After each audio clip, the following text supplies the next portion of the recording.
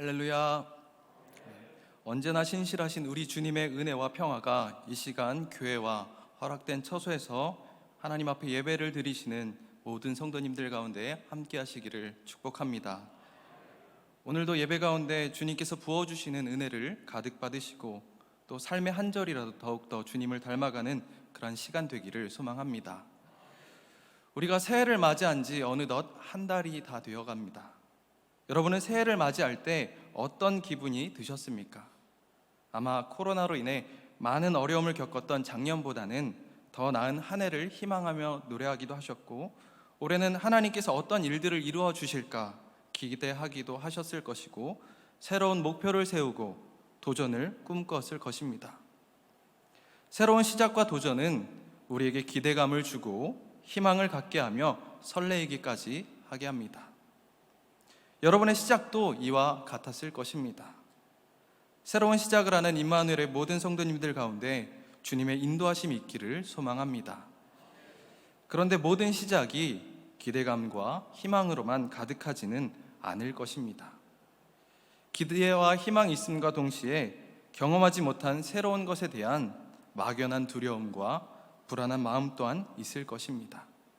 오늘 본문을 보면 하나님께서 모세를 택하셔서 애굽의 종되었던 이스라엘 백성들을 가나안 땅으로 인도하신 다음 40년 광야의 생활을 마치고 모세를 이어서 가나안 정복이라는 하나님께서 원하시는 나라를 세워가는 대과업을 앞둔 여호수아에게 하시는 하나님의 명령입니다. 이러한 상황을 앞두고 있는 여호수아 입장이 되어 본다면 그의 마음에는 하나님의 약속을 성취한다는 기대감도 있었겠지만 무거운 책임감과 부담감 또한 있었을 것입니다. 그보다 앞서 이스라엘 백성을 이끌었던 모세를 본다면 누구나가 부담스러울 수밖에 없을 것입니다. 여호수아 이전에 이스라엘을 이끌었던 모세는 어떠한 인물이었습니까? 모세를 보면 그는 히브리 출신 사람이었지만 바로의 딸 밑에서 당시 최고의 교육을 받으며 자랐던 사람이었습니다. 뿐만 아니라 불타는 떨기나무 앞에서 하나님을 만나고 하나님께 십계명을 받는 등 하나님과의 깊은 영적 체험과 교제가 있던 사람이 바로 모세였습니다. 그는 하나님과 함께하면서 수많은 하나님의 이적을 행하였고 말 안 듣는 이스라엘 백성을 40년간 이끌어오는 지도력까지 가지고 있는, 어떻게 보면 세상적으로 볼 때나 영적으로 볼 때나 엘리트인 그런 사람이었습니다. 그런 그를 곁에서 도우며 지켜보았던 여호수아가 그의 고충과 여러 상황을 모를 리는 없었을 것입니다. 당시 이스라엘 백성은 어떤 태도였습니까? 하나님을 대언하여 하나님의 말씀을 전하였지만 명령을 따르려 하지 않았고 불평과 불만을 토하였습니다. 하나님과의 약속을 신뢰하지 못하고 눈앞에 있는 것들을 쫓으려 하였던 그들이 어떠한 성향을 가지고 있었는지 그 누구보다 잘 알았던 사람이 바로 여호수아입니다. 그 누구보다 이스라엘 지도자의 어려움과 고충을 잘 알았고 이끌어야 할 백성들의 성향을 잘 알았던 그가 백성들을 이끌려 했을 때 그 마음의 어려움은 말로 다 표현할 수 없었을지도 모릅니다. 여러분이 여호수아라면 이러한 상황에 어떤 마음이 앞서시겠습니까? 희망과 기대의 마음입니까? 아니면 막연한 두려움과 걱정이 앞서시겠습니까? 그런 어려운 상황에 놓여 있는 여호수아에게 하나님께서 말씀하십니다. 우리 다 함께 2절 말씀 봉독하시겠습니다. 시작.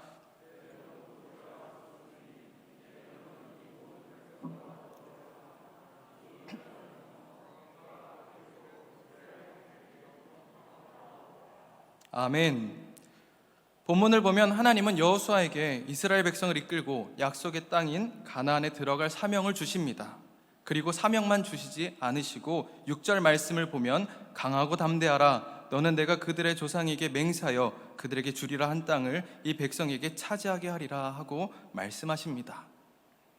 하나님은 그에게 강하고 담대하라고 하시며 그를 위로하셨고 하나님께서 동행하시면서 사명을 감당케 하실 것이라고 말씀하여 주셨습니다. 또 9절 말씀을 보면 내가 내게 명령한 것이 아니냐, 강하고 담대하라, 두려워하지 말며 놀라지 말라, 내가 어디로 가든지 내 하나님 여호와가 너와 함께하느니라 라고 말씀하십니다. 하나님께서 명령하셨으니 강하고 담대하고 두려워하지 말고 놀라지 말라고 말씀하시면서 하나님께서 함께하시며 형통하게 하시겠다고 약속하십니다. 여기에서 형통은 성공이라고 말할 수 있습니다. 하나님은 여호수아에게 사명을 주시고 성공을 약속하셨습니다. 하나님께서 우리들에게도 사명을 주셨습니다. 그런데 사명만 주시고 네가 알아서 해라 하지 않으시고 우리를 격려하시고 우리와 함께 하시며 승리를 주시겠다고 약속하셨습니다. 그런데 사명을 받았다고 해서 혹은 주님의 백성이라고 해서 모두가 형통한 삶을 사는 것은 아닐 것입니다. 그렇다면 우리가 형통한 삶을 사는 방법은 무엇입니까? 오늘 본문의 말씀을 보면 하나님께서 여호수아에게 전해주신 형통으로 가는 길이 기록되어 있습니다. 하나님께서는 그 백성들에게 요구하시는 일들이 있습니다. 하나님께서 백성된 우리에게 요구하시는 삶을 우리가 살아갈 때 우리는 내가 마주한 문제까지도 책임져 주시는 하나님의 은혜로 형통의 삶을 향해 나아가게 될 줄 믿습니다. 하나님께서 어려움 앞에 있었던 여호수아에게 형통을 약속하신 것처럼 말입니다. 새해 1월의 마지막 날 새로운 시작을 하였고 또 새로운 시작을 앞둔 우리가 오늘 말씀을 함께 나누며 형통으로 나아가는 그 길을 깨닫고 올 한 해도 형통하게 되는 주님의 은혜를 누리시기를 주님의 이름으로 축복합니다. 하나님께서 여호수아에게 말씀하신 형통으로 가는 길은 첫 번째로 율법을 입에서 떠나지 말게 하는 것입니다. 오늘 본문의 8절 말씀을 보면 이 율법책을 내 입에서 떠나지 말게 하며 라고 말씀하십니다. 율법책을 입에서 떠나지 말게 하라는 이 명령을 지키려면 우리가 율법이 무엇인지를 바로 알아야 합니다. 여러분은 율법하면 가장 먼저 무엇이 떠오르십니까? 아마 법조문이나 십계명과 같은 규율들이 가장 먼저 떠오를 것입니다. 한글로 율법이라고 번역된 이 말은 히브리어로 토라라고 합니다. 토라는 모세오경 전체를 지칭하는 용어입니다. 히브리어 토라는 야라라는 동사에서 파생된 명사형으로 야라의 뜻은 가르치다, 교훈하다 등으로 해석이 됩니다. 토라는 쉽게 말하면 가르침, 훈계, 교훈 등으로 번역할 수 있는데 교훈은 법률 조항이든 규례이든지 무엇이든 가르침을 줄 수 있는 모든 것을 말하는 것입니다. 즉 토라는 하나님께서 그의 백성들에게 그들이 가야 할 길과 방향을 정해주시기 위한 가르침이라고 할 수 있습니다. 오늘날에는 성도된 우리가 가야 할 바른 길을 제시하시는 하나님의 말씀이라고도 할 수 있습니다. 이러한 해석을 대입해서 오늘 말씀을 다시 보면 하나님께서 백성의 길을 인도하시기 위한 가르침, 즉 하나님의 말씀을 내 입에서 떠나지 말게 하라는 뜻으로 해석할 수 있을 것입니다. 오늘 본문에서 내 입에서 떠나지 말게 하라는 말씀은 CEV 성경을 보면 모세가 너에게 주었던 율법책을 읽는 것을 절대 멈추지 말아라 라고 할 수 있고 말씀하고 있고 현대인의 성경에서는 이 율법책을 항상 읽으라고 말씀합니다. 입에서 떠나지 말게 하라, 읽는 것을 절대 멈추지 말아라, 항상 읽어라의 공통점은 지속적으로 말씀을 가까이 하라는 것으로 이 말씀은 단순히 하나님의 말씀을 읽는 차원을 넘어서 그 말씀에 사로잡히라는 것입니다. 사람은 어떤 것을 가까이 하는지에 따라 그것에 쉽게 영향을 받습니다. 작년에 저희 아이에게 매일 밤마다 시편 23편의 말씀을 암송해 주었던 적이 있습니다. 그런데 어느 날부터인가 4살짜리 꼬마아이가 시편 23편을 암송하기 시작한 것입니다. 그런데 한동안 아이에게 말씀 대신 아이가 좋아하는 애니메이션의 노래를 들려주었습니다. 그랬더니 암송하던 말씀은 잊어버리고 그 애니메이션의 노래를 계속해서 부르게 되었습니다. 말씀을 가까이 할 때는 말씀을 암송하였지만 말씀을 멀리하고 노래를 가까이 하니 말씀은 잊어버리고 노래를 외워 부르는 것을 보면서 우리가 무엇을 가까이 하는지에 따라 영향을 받는다는 것을 깨닫게 되었습니다. 세상의 것을 가까이 하면 우리는 세상의 영향을 받습니다. 반대로 교회와 하나님을 가까이 하면 교회와 하나님의 영향을 받게 됩니다. 그렇다면 지금 여러분은 무엇을 가까이 하고 계시고 또 무엇에 영향을 받고 계십니까? 바라기는 임마누엘의 모든 성도님들은 하나님의 말씀을 지속적으로 가까이 하여서 하나님의 말씀에 영향을 받고 그 말씀에 사로잡히는 삶이 되시기를 소망합니다.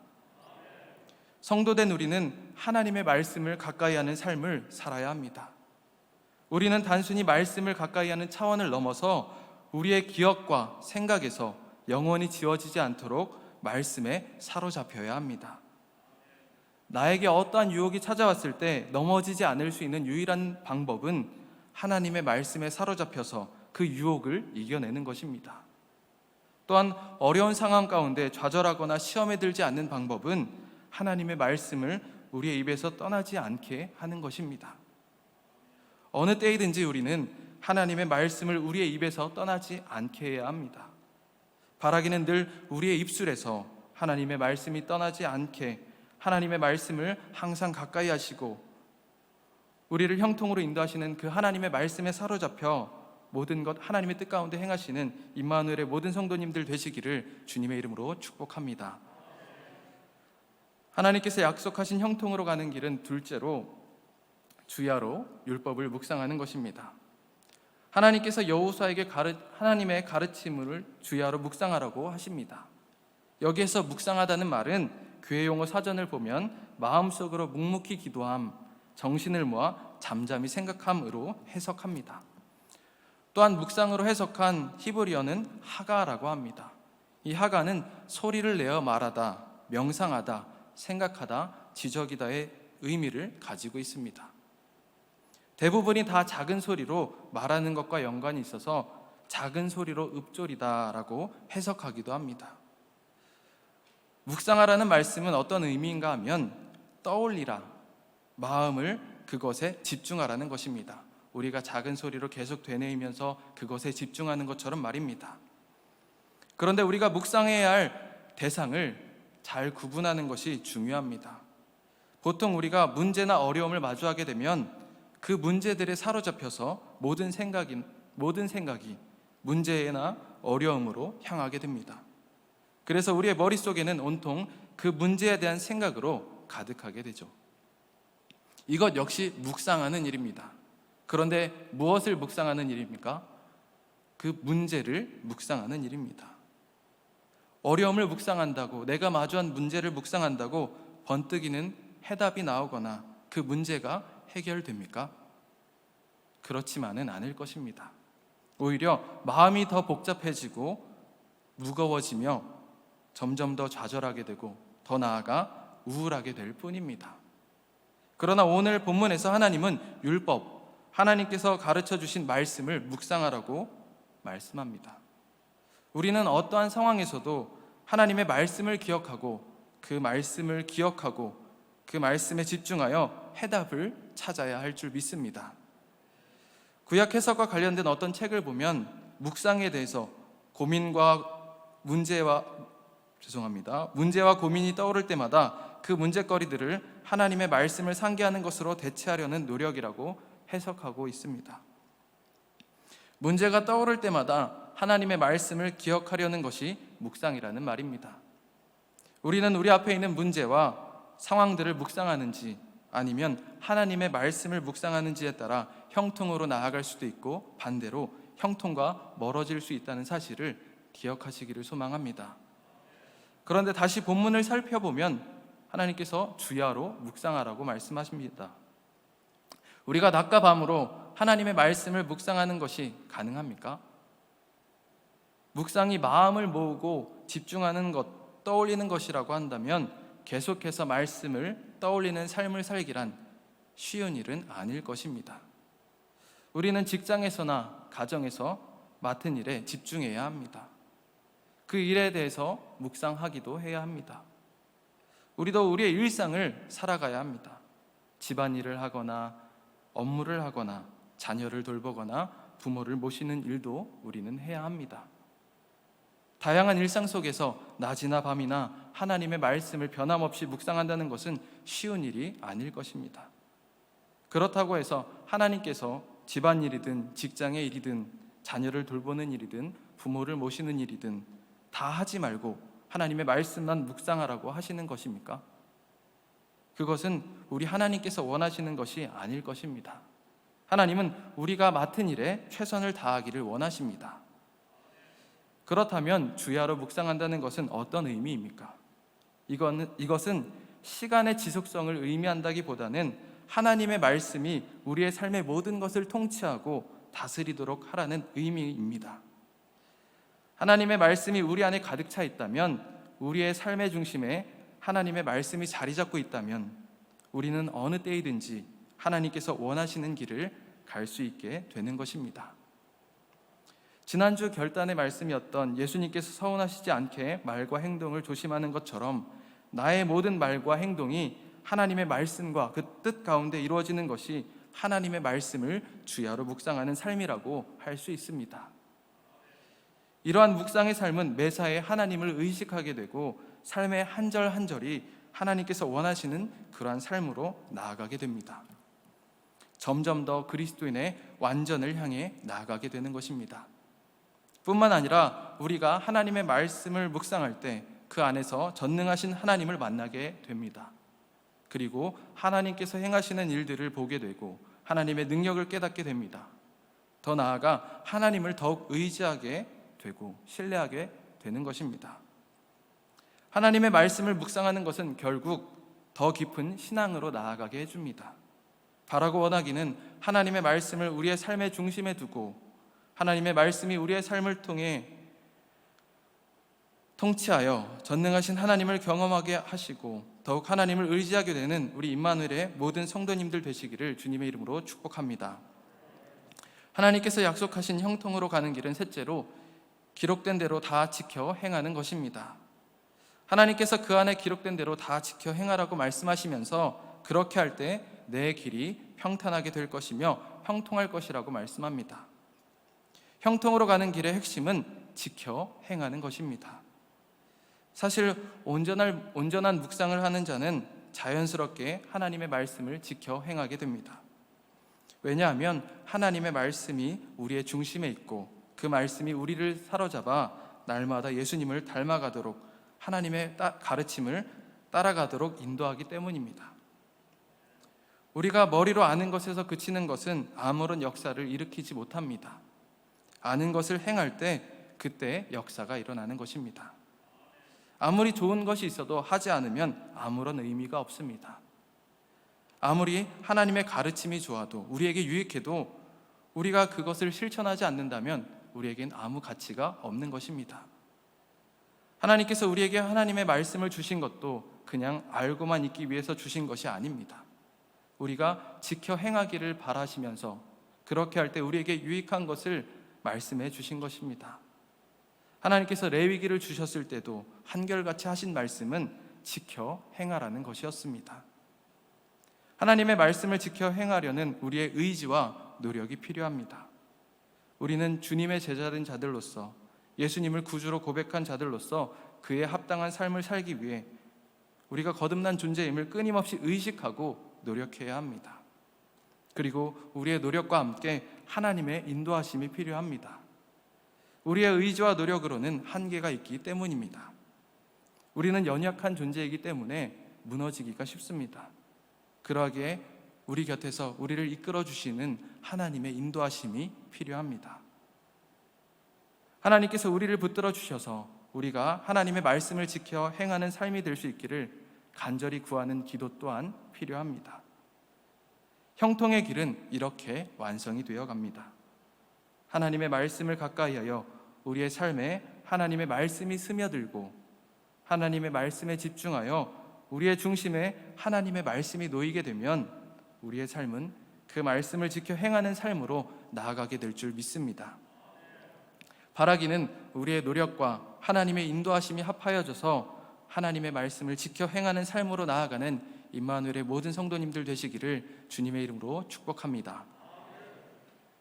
하나님께서 모세를 이어 이스라엘 백성을 이끌고 가나안 땅을 정복해야 할 여호수아에게 요구하신 것은 군사훈련과 무기 제조와 같은 군사력 증강도 아니었고 백성들의 인기를 끌라는 것도 아니었습니다. 하나님은 여호수아에게 다른 것이 아닌 말씀을 가까이하고 주야로 묵상하고 그 말씀을 지켜 행할 것을 요구하셨습니다. 이것은 그렇게 할 때 하나님께서 모든 전쟁과 그 백성을 책임져 주시며 형통하게 해주시겠다는 의미입니다.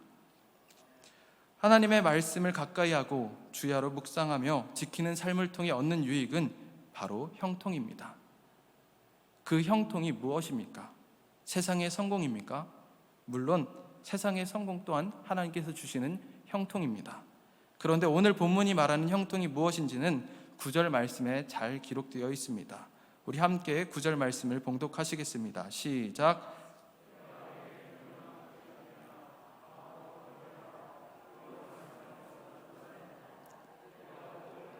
내 하나님 여호와가 너와 함께하느니라 하시니라. 아멘. 오늘 본문이 말하는 형통은 바로 하나님께서 우리와 함께 하시는 것입니다. 하나님께서 우리와 함께 하시는 임마누엘이 곧 형통이고 성공입니다. 믿으십니까? 아멘. 우리가 아무리 세상에서 성공한다고 할지라도 하나님께서 우리와 함께 하시지 않는다면 그 성공은 가치가 없는 것입니다. 하나님께서 우리와 함께 하시면 우리에게 주신 그 사명도, 우리가 맡은 그 모든 일도 하나님께서 형통하게 해주실 줄 믿습니다. 바라기는 하나님의 말씀을 가까이 하고 우리의 마음의 중심에 두어 그 말씀을 지켜 행함으로 임마누엘을 하시는 하나님을 경험함으로 모든 것이 형통한 임마누엘의 모든 성도님들 되시기를 주님의 이름으로 축복합니다. 기도하시겠습니다. 할렐루야. 언제나 우리의 선한 목자가 되시는 하나님 아버지, 오늘도 양과 같은 우리들을 자녀 삼아 주시고 가장 좋은 길로 인도하여 주시니 감사를 드립니다. 이 시간 저희들에게 주신 말씀과 같이 저희들의 입술에서 하나님의 말씀이 떠나지 말게 하여 주시고 저의 삶의 중심에 하나님의 말씀을 두어 말씀에 사로잡힌 삶이 되게 하여 주시고 하나님의 말씀을 지켜 행함으로 하나님께서 우리와 함께 하시는 가장 큰 성공을 경험하는 임마누엘의 모든 성도님들 되실 수 있도록 인도하여 주시옵소서. 또 담임 목사님의 말씀을 통해 나의 삶의 간증을 누군가에게 전하겠습니다 결단하게 하여 주시니 감사를 드립니다. 한 주간 저희들 받은 말씀을 붙잡고 순종하여 우리들에게 베풀어 주신 크고 작은 하나님의 은혜들을 기억하고 나누며 하나님께 영광을 돌리는 복된 믿음이 될 수 있도록 은혜 더하여 주시옵소서. 이제는 우리 주 예수 그리스도의 은혜와 아버지 하나님의 사랑하심과 성령님의 교통하심이 이 시간 하나님의 말씀을 늘 가까이 하여 삶의 중심에 하나님의 말씀을 두고 그 말씀을 지켜 행하기로 결단한 임마누엘의 모든 성도님들과 그들의 가정 가운데 이제로부터 영원토록 함께하여 주시기를 간절히 축원하옵나이다. 아멘.